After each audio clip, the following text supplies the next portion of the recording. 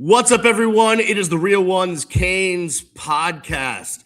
The man next to me up top, if you're watching virtually, is Cam Underwood, managing editor, State of the U. Go check out stateoftheu.com.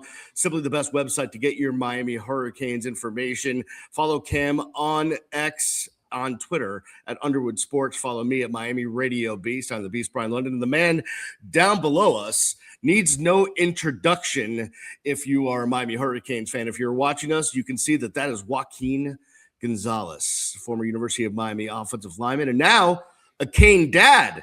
His kid is on the team, is a freshman, and we're all old now, but it makes you feel old when you say it that way, brother. Yeah, exactly. Joaquin, thanks for joining us and taking this time, my friend. Thank you for having me, guys. Appreciate it. So Miami is back in the title spotlight, back handling all this stuff in the lead up to the biggest game that's been played in 22 years. And this one's not in California. It's not in Arizona. This one's right here in South Florida at Hard Rock Stadium. Just as a guy that's been through this, that went through this, that won a title and is now going through it vicariously through your son and all of his buds on the team. What's going through your mind right now? You know, it's been surreal. You know, you say this is the biggest game. I think we've been saying that for the last, 3 weeks. You know, this is obviously the biggest game that we've played, for the program in 20, I think, probably 2003, 2004 was the last year where there was, consequential games that really did matter and made a difference, whether you were going to advance into postseason play or whatnot. So yeah, absolutely. It's surreal, Beast, to be honest. I kind of wake up and I'm like, I can't believe I'm living this. It's been such a long drought, endless amounts of coaches, players, athletic directors. There's still some mainstays in the building, guys that have been there from back in the day. So it does feel surreal. I can't believe we're back, and it's almost like, hey, nobody told us that we were going to be back. We're kind of used to like the Dolphin fans. We're used to sucking for so long that, it's hard to realize that, man, we're at the pinnacle right now. And I think when you look at the way that we've done it, obviously, during the season, having those 2 losses, that was kind of like, oh my God, here we go again. But to be able to, sneak into the college football playoff and be playing our best football at the end of the year, and the way that we've done it, it kind of cements, the type of players and the attitude that Mario has brought to the program. Well, tell us about Mario Cristobal. He's a guy, obviously, real well, right? Because he was a GA back in your day, and a guy that obviously, we'll get to the Columbus aspect of it all, right? And obviously your son is on the team, so your son gets to be with him every day. But just your thoughts on the job that Mario has done and how he's done it. Mario and his brother Lou were an inspiration for me to play football at the University of Miami. I always bled green and orange. I always went to all the games in the OB, and when I had an opportunity to play college football, there was no question where I wanted to go. Even when it wasn't popular, come to Miami, and Butch Davis was dealing with his, the scholarships were down to, I think they had taken away 35 scholarships. Yep. But Mario and Lou were the guys that kind of like I idolized growing up and going to Columbus, and they're the reason that I wanted to go to UM and run out of the smoke.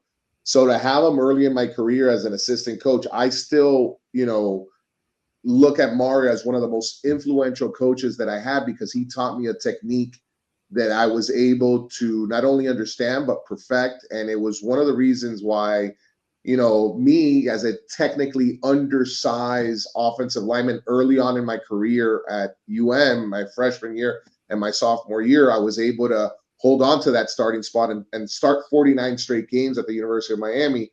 And that's because of the technique of that whole entire touches, punches, and kind of like that whole jiu-jitsu mentality with your hands. And, not to get too technical here, but as an offensive line, you were always taught to shoot both of your hands at the same time. Mario was the first coach ever in my career that told me you have 2 hands that they can be independent of each other. And if you get this hand swatted, you have this hand to be able to replace it quicker by the time you get to replace this one.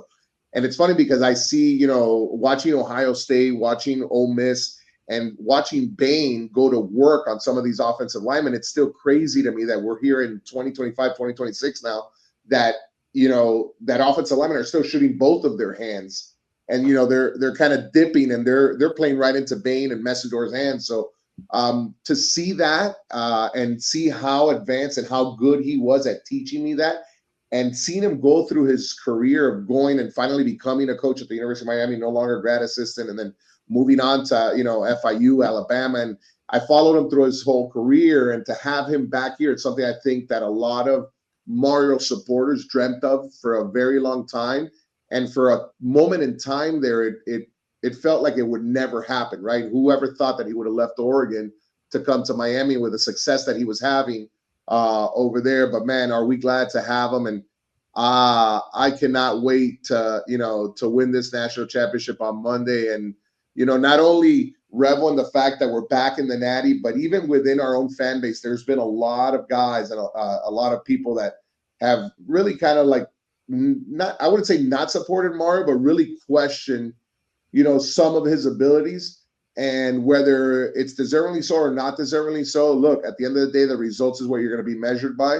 And, being here and being able to win it the way that we have with the line of scrimmage, yeah, I think it's reminiscent of all of the other 5 championships that we won. You look at that 01 team, yeah, we had great talent, but look at our O-line and our D-line and the guys that went to the professional level from those O-lines and D-lines. Look back, at 91, 89, 80, 83, 87. So you look at those championship teams, and yeah, they had, your playmakers, but man, those playmakers are nothing if you're not controlling the line of scrimmage.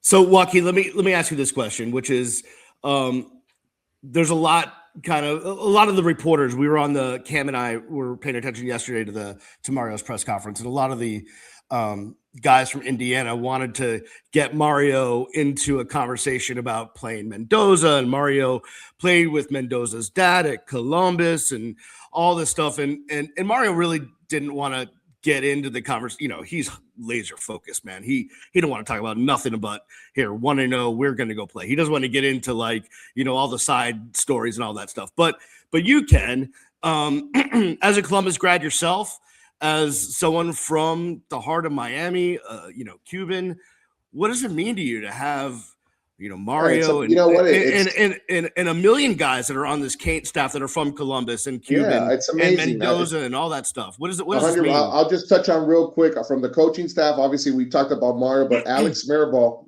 was my offensive line coach in high school. He's the guy that made me love to play offensive line. I'll go kill for that guy right now. That's how much that guy meant to me and still means to me in terms of just the unbelievable human that he is. But when you look at Fernando, I mean, my son was Fernando's backup and his brother, his backup, through high school. It wasn't until his senior year that Vinny got to play, and because he was backing up both of those guys, and they're wonderful kids and they're awesome. And I have been rooting for Fernando the whole entire year because it is an unbelievable story, something that I could relate to as, born from Cuban exiles. And, the story resonates so much with Miami. I think that why everybody's in love with him, and you hear him talk, and it's just such a great story. But my love stopped as soon as that Oregon-Indiana game was over, because now it's time to business. And my allegiance is with the Miami Hurricanes, and I hope we kick out of them. And that doesn't mean that I don't love his story and I associate with him, but reality's reality, brother. It's time to roll up your sleeves and go after him. And truth be told, we're going to see what happens on Monday night, and they're a very good team, but so are we. And have they faced the level of violence that's going to be coming at them on Monday night? I don't know. We're going to find out. So speaking of finding out about the game on Monday night, we know clearly, and you kind of mentioned this about yourself being a little bit of an undersized offensive lineman, but there's a clear size disparity up front for Miami's offensive line versus Indiana's defensive line. How do you, in Indiana, they want to slant, they want to try to get upfield into those gaps. How can and will Miami's offensive line address that to, try to have success in the running game and offensively overall? Well, I think that when you look at, the gameplay of our offensive line, the ability for them to not only down block, but get up to the second level. One of the things that a lot of people kind of don't mention about Miami's offensive line, which is they're extremely oversized, but they are so athletic. Mm-hmm. I mean, you look at those guys' footwork, and there's a reason why you have probably, 2 first-round guys and probably a second-round guy on that offensive line. So to me, it's just a matter of sticking with the same exact game plan that we've had, from an offensive line perspective. From a defensive line perspective, I mean, I thought it was clearly evident when you look at how we played Texas A&M from a defensive line front, and then how we played Ohio State, very different than how we played Ole Miss. A lot of people fail to realize that Trinidad Chambliss, I mean, he averaged over 75, 78 yards a carry, or not a carry, a game running the ball for Ole Miss. I think he had 11 or 12 yards rushing. And if you look at our bookends, Mesidor and Bain, they weren't really overrunning the quarterback. They were taking 3 steps and really trying to create a short edge and squeezing, that pocket and making Chambliss kind of like beat us with his arm. And he's a great quarterback, but you saw the versatility of our offensive line saying, no, we're going to, we're going to try to sack you, but more important is keeping you contained and in the pocket. And, Mario touched on this in one of his interviews, because in the very last play of the game, somebody broke contain on our defensive front, on the right side of our defense, left side. And that's how Chambliss was able to get out and be able to have a clean throw for the Hail Mary. But if you look at that, we were washed inside, and that really hadn't happened all game because of our game plan. So I'm excited because, Fernando's a less mobile quarterback than Chambliss, and I think we could get back to pinning our ears back and just getting after him. He does have a way better arm. He does have a way better arsenal of receivers. But I think we're up for the challenge. And like I said, I don't think they have faced the violence that these guys are going to bring on Monday night. And we've seen, I mean, that's one of the things, Brian. I mean, you've been with me for 20 some odd years, and getting back in tune with Miami and seeing this year the way that our defense runs around and the level of nastiness that comes with every shot, man, it makes you a fan of UM again. It makes you fall in love and be like, these guys have something different that's been missing in our program for quite some time. Yeah, I mean, to hear them talk about the violence, like that's part of their mantra is violence. Yes, it is definitely refreshing, but also you understand how it works. On the other side, Joaquin, Miami's offensive line is huge. I mean, huge. And your thoughts as you see these guys, if you've been out to practice or, when you're at games and you're thinking. First thing I'll tell you is I wouldn't be able to sniff the field today. These guys, man. Yeah, that's what I was going to ask. They are intimidating. I saw the last practice that I went to, I was with Brett. This was months ago, that we just happened to coincide in the building. And we're looking around and, Francis is as big as he is. I mean, Marquise Bell is just like, Jesus Christ, bro. Yeah. It's like, to me, I think he's about the same height as Brian McKinney, but he just looks bigger than Brian, He just looks meaner, he just his disposition is different. So, I think a lot of, their physical attributes are their own, but I think that the offensive line, I know the offensive line has taken on the attitude of Alex Mirabal. And if you've ever had the pleasure to sit down and talk to Alex Mirabal and have him explain football to you and how the game is played, specifically how offensive line is played, the first thing that goes through your mind as he's talking is like, your inner voice goes, how the F is this 5'2", 5'3" guy talking like this about offensive line play? It's amazing how well he understands, the ability to work as a team, but at the same time individualize your responsibility. And what I mean by that if you've ever played offensive line, is a lot of your movement happens, a lot of the technique that you're going to use and how your first steps are going to be are as the defensive is moving. So all of a sudden you go from working with a tight end or possibly working with your guard to all of a sudden being solo on a 5 technique or on a 3 technique, and having the ability from one stance to be able to do 360 degrees of the steps that you need to take to be able to take care of your responsibility. You see that day in and day out at every single game that we have played. You see Mayagoa pulling, you see the guard pulling, you see our center. I mean, again, the flexibility, and it goes back to the athletic ability. They're not only big, they're not only mean, but these guys can dance, brother. I mean, and not to mention they like to grind on that run game with Fletcher and Marty Brown behind them. They love to grind on that run game. 100%, 100%, man. And it's great to see. I mean, like I told you, it's like when everybody loves, do I like the girl with the big boobs on Instagram? Yeah, I do. I do. But I enjoy, the video of like a nice steak also, you know what I'm saying? So I guess the correlation that I'm trying to make is that the way that we are controlling games, I mean, shoot, we were 42 minutes of time of possession in Ole Miss versus 18, 4 drop picks, couldn't capitalize on some of the scores. But the way that we are controlling the line of scrimmage, look at the run game against Ohio State, the run game against Texas A&M. That allows you, when you control the line of scrimmage on both sides, on the offense and on the defense, it really gives you a lot of opportunity to overcome some mistakes and some errors and some miscapitalization of the opportunities, because you know that you're controlling that line of scrimmage. And the only way that you do that is by having the dogs, right, and making sure that the dogs understand the task at hand. So back to our offensive line, they're not only big, because we've had big players before, Yaqub Abdul-Mateen, Robert Sampson, you name it. There's been big guys through here, God rest his soul, Brown, I forget his first name. He was like the first Brian McKinney.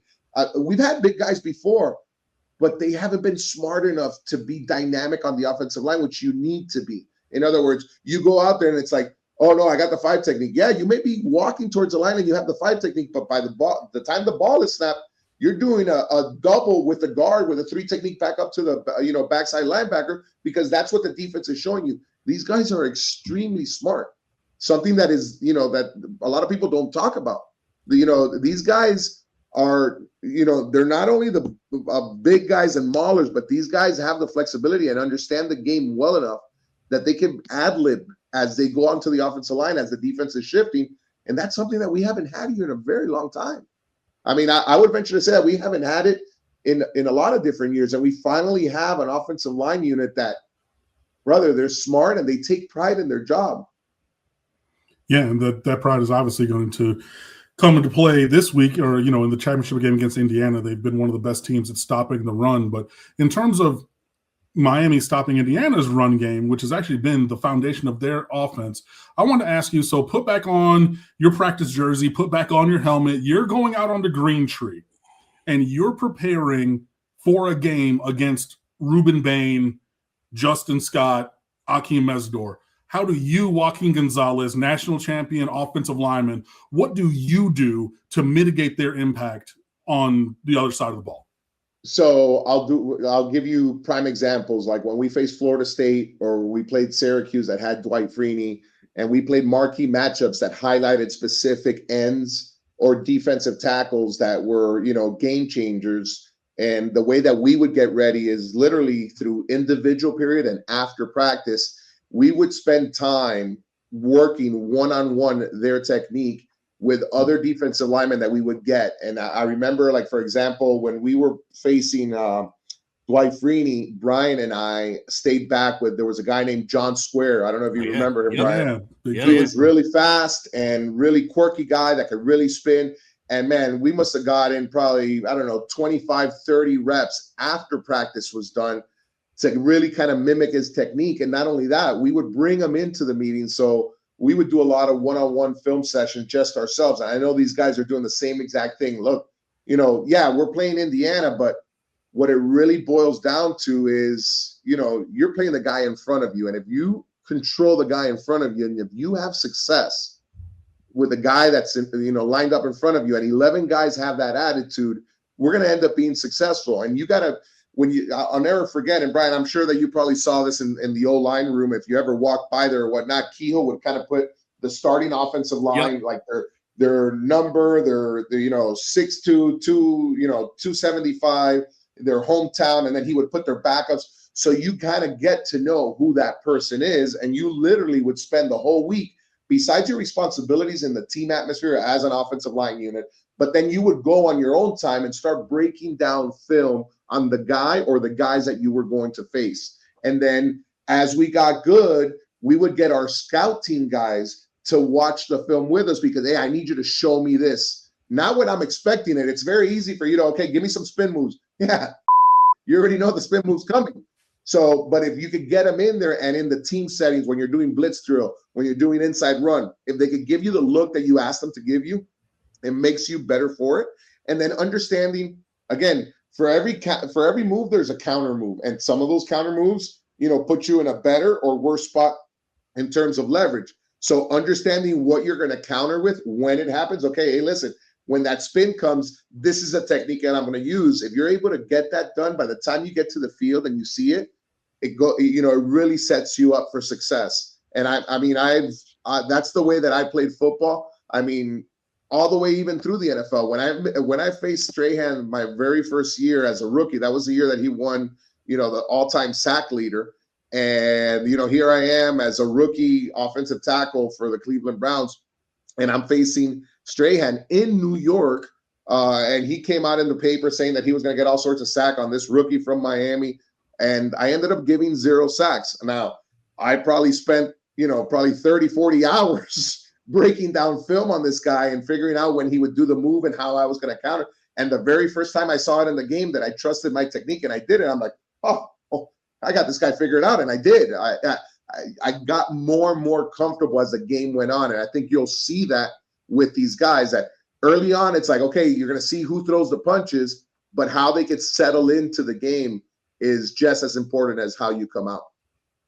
Joaquin, thanks for spending so much time with us. We appreciate it. And I know, you're always a favorite among the fan base. There's no doubt about it. If you take a step back and look at this game holistically, what needs to happen on both sides of the football for Miami to win their 6th national championship?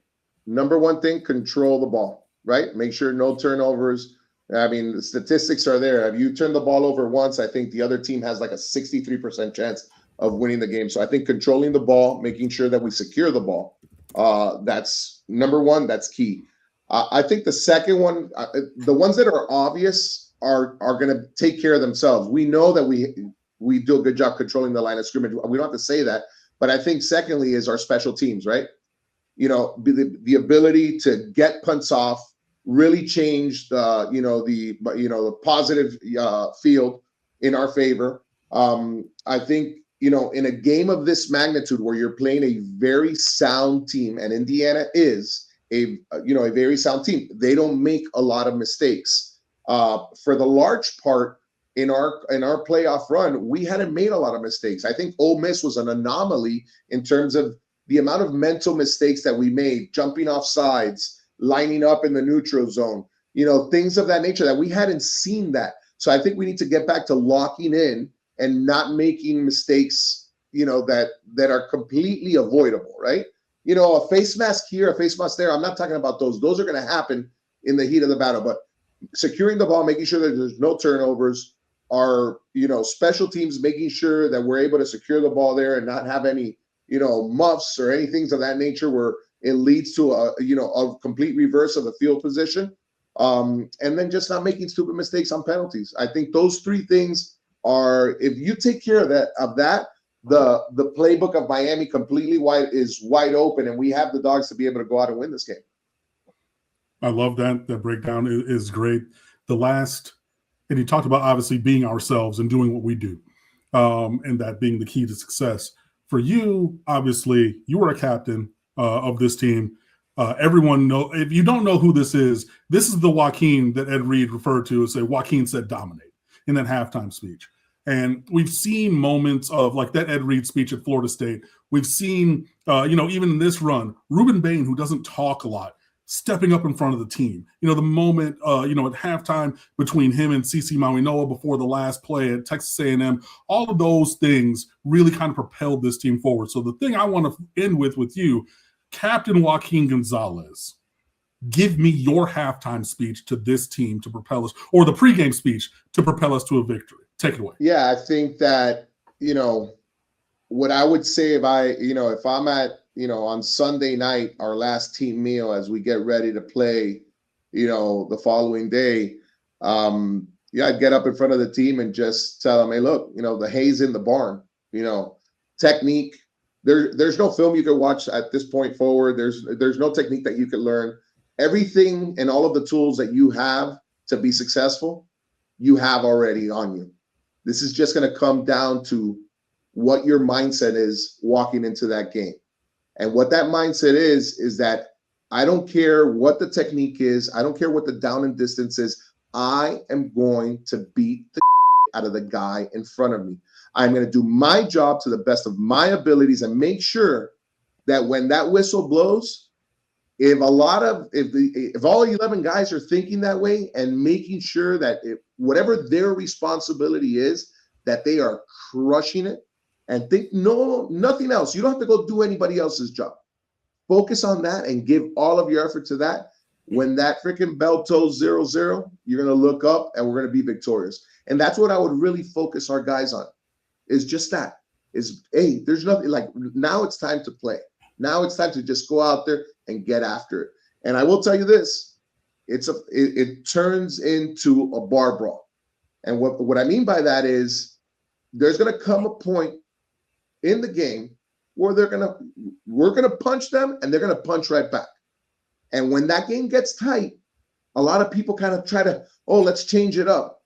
Lean into it and punch right back and punch right back. This is a slugfest, man. That's the way that you got to treat it. When you play big games, when you play big teams, people think that you got to do something different. No, you just got to do what you do, but just do it with a ferocious tenacity. Man, it's hard to articulate because it gets me in a mindset where the best way that I could kind of explain it to you guys is like, imagine if I'm going to punch, I'm going to punch this glass with my hand. Is it going to hurt? Yeah. But when I get in that mindset, I don't give a damn. And I'm going to punch it not to break the glass, to get that glass to the other side of the world, because I'm going to come at it with everything that I got. So that's the intensity and again, that wasn't just for big games. That's the way that I played. And that's the way that I saw big time Miami guys play. And so look, I get chills, man, because I got to slow down, and that next guy that buys some tires is going to Hey, speaking of tires, you're going to get an invoice. He's going to get a pass it, man. Speaking of tires, you could own 2 or 3 more tire companies if you guys had NIL back in your day. Oh man, tell me about it. I heard you guys are going to start flipping some of that bill. So do you want me to send you where to send the money at? I'll send you my routing number and account number. Yeah, exactly. Joaquin Gonzalez, always the best. And thank you so much for your time, not only today, but over the last 20-something years. You're just simply the best of the best. And hopefully we will talk again after a victorious Miami wins their 6th national championship. Thank you, awesome, brother. Great to be with you guys, Cam and Brian. All the best, brother. All right. Thanks a lot, so much. Appreciate it. And thanks for watching the Real Ones Canes podcast. Peace.